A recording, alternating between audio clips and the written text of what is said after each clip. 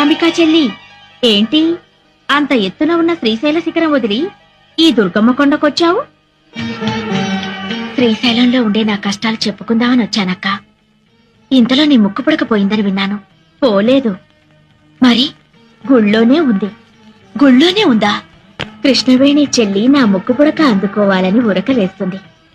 అది జరిగితే ప్రళయం వస్తుందిగా, అందుకని నేనే తీసేశాను.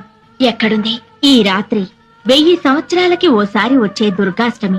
7 గ్రహాలు మకర రాశిలో కలుస్తాయి. చంద్రగ్రహం సూర్యగ్రహం మాత్రం కన్యారాశిలో ఉంటాయి. ఆదిశక్తి అపరజ్యోతియే ఆకాశంలో వెలుగుతుంది. త్రిమూర్తులు కూడా ఆ జ్యోతికి యజ్ఞశక్తిని ధారపోస్తారు. ఈ రాత్రి ఆ దివ్య గడియల్లో ఎవరైతే నా వ్రతం చేస్తారో వాళ్లకు నా ముక్కుపుడక దక్కుతుంది. నీ వ్రతం నేను చేస్తానక్కా.